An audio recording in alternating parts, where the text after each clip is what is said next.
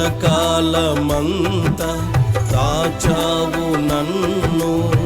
కృపగల నీ రెక్కల నీడలో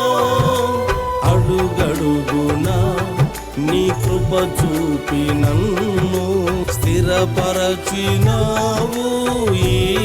స్థితిలో మరువక నీ వాగ్దానము నెరవేర్చినావు నా బ్రతుకులో విడువక నీ